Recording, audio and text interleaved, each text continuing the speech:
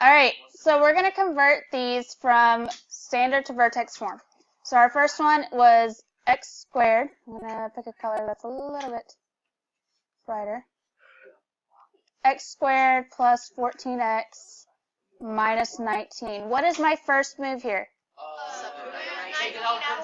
Yeah, let's move out the 19. So I have x squared plus 14x plus blank minus 19. What goes in the blank? 49. Half of 14 squared is, half of 14 is 7. Square that, 49. So how do I rewrite this as a binomial?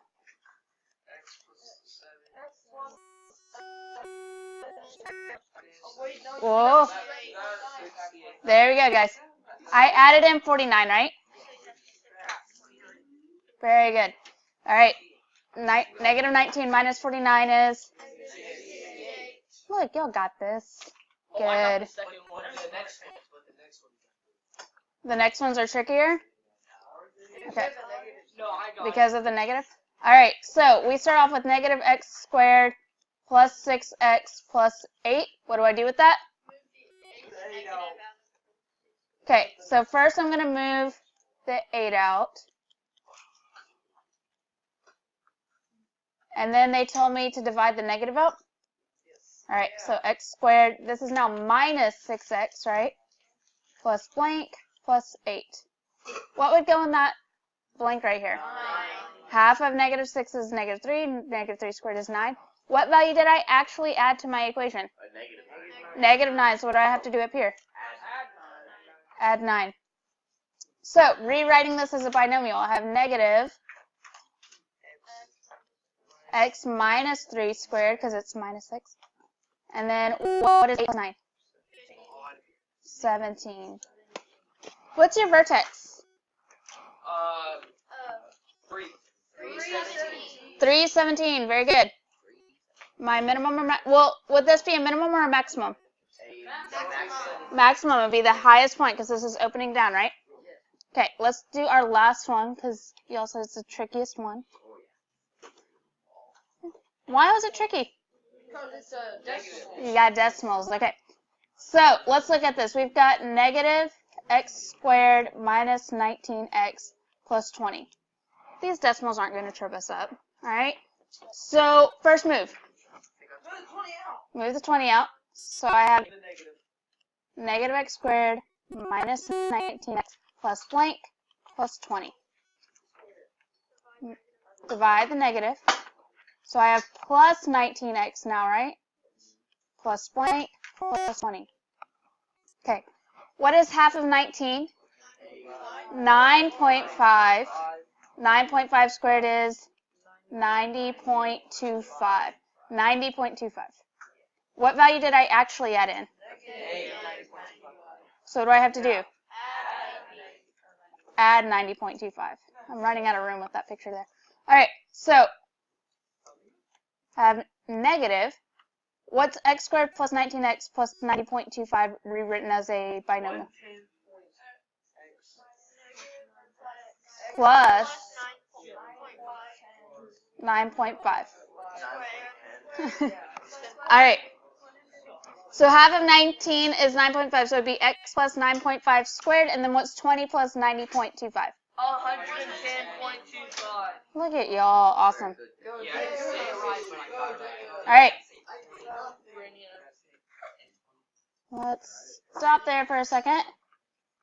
Okay, so before we get into graphing today, which is what we're going to do, we're working from standard to vertex form, again, and using that to graph.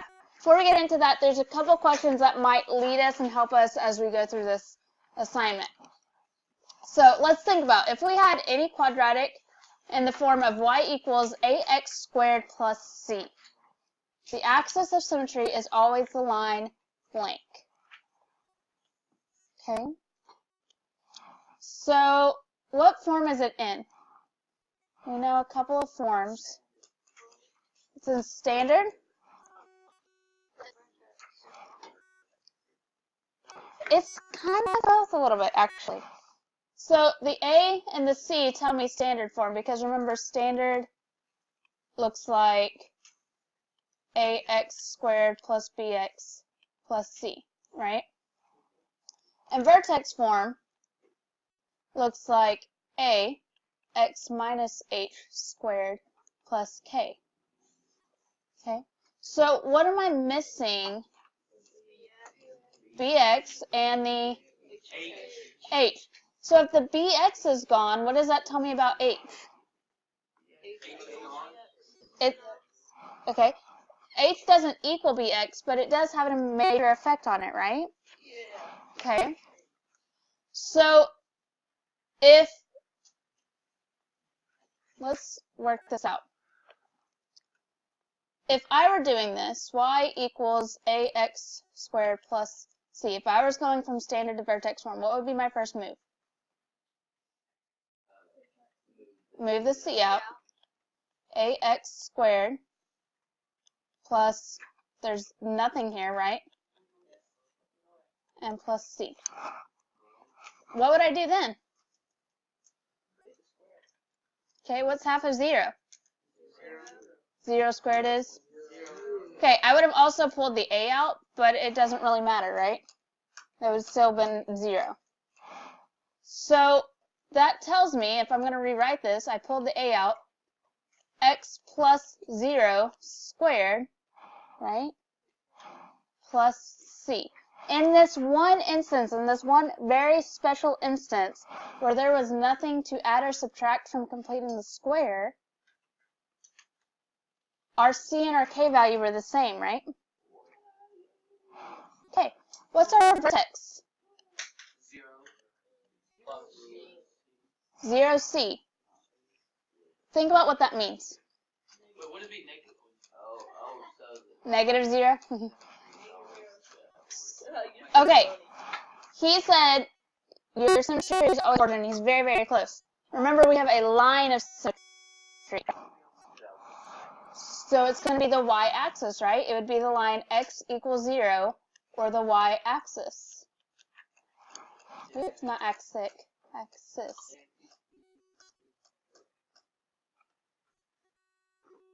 Okay, so that brings me to another point. What does that mean that c is for our graph? Okay, so here we have the vertex at 0c, but c is a very special number at the end of our standard form, right here, that actually tells us something about our graph. This always happens. Not necessarily how tall. What is it here? If you're at 0 something, it's your y-intercept. Your c value is always, always, always, even if it's in this form, or if you do have a bx value. That c there is always your y-intercept.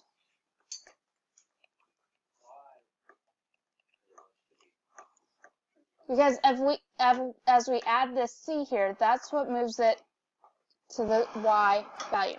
Okay? Alright, so this was the answers to question 1 and 3 on your paper. What? So that answers questions 1 and 3. We have many more conversations to have.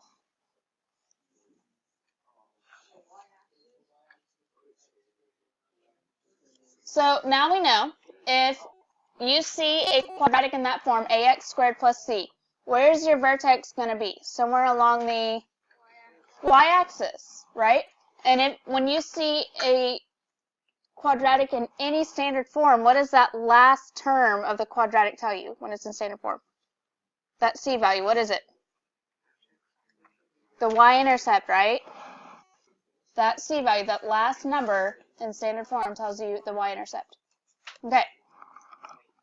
So, let's put this into practice just a little bit. If we had an axis of symmetry at x equals 2, and we had a point at negative 1, 3, what's another point that must be on that graph? So I'm going to sketch out this thinking a little bit. So, axis of symmetry is at x equals 2. Y'all good with that? I have a point at -1, 3. Where must the other point be? Do you have a question? Or do you have the answer? What's the answer? Okay. Let's look at that. -3, 3. That would be right here, right? Wouldn't it have to be on the other side? To be an axis system? Oh, okay. He said he had that as a -2, so that would make sense, right? So, how far away are we from 2? 3 x values, right? So what do I have to do to find the other point? Go 3 the other way. So, be what? 5, 3. Okay?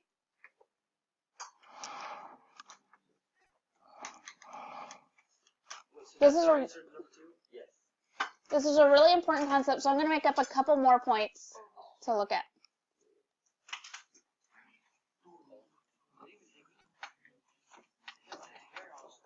If we had, again, our axis of symmetry at 2, I'm just going to make up points. So axis of symmetry at 2. And I had the point -3, 5. How far away is -3 from 2? 5. So if I went 5 in the other direction, it would be 7, 5. Okay? Are y'all good with that? Okay. So that helps us if we have the axis of symmetry in one point, we can find another point. Okay. What if we have the equation and the x value? How would we find your y value to find the point? Plug it in. So y equals 2 times 1 squared plus 4 times 1 plus 3. What's 1 squared? Times 2. Sweet. What's 4 times 1? Plus 3. So what's 2 plus 4 plus 3? So my y value is 9.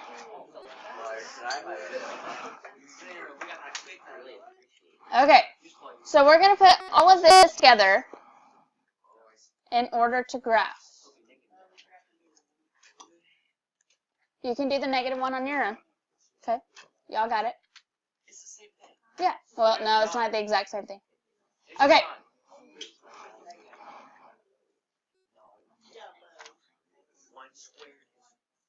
All right, what's my a value on number 5?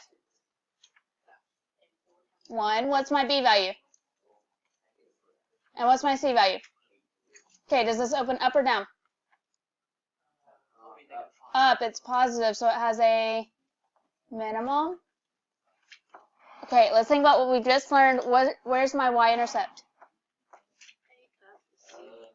0, 8. Okay.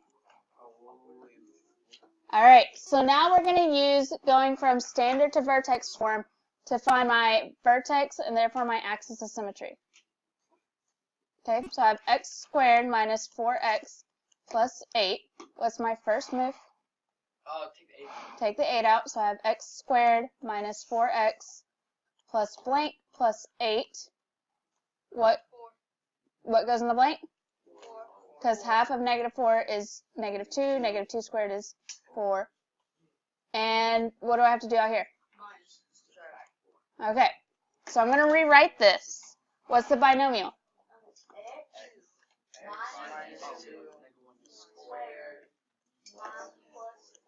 Okay, so where's your vertex? 2, 4. Yeah. And so your axis of symmetry is at x equals 2. Wait, what? Why is it? Oh, that. All right, so I'm plugging in the values I know. 2, 4, and 0, 8. This is my axis of symmetry, right? So where would my other point be? -2, 4. This is my axis of symmetry. 4, 8. 4, 8.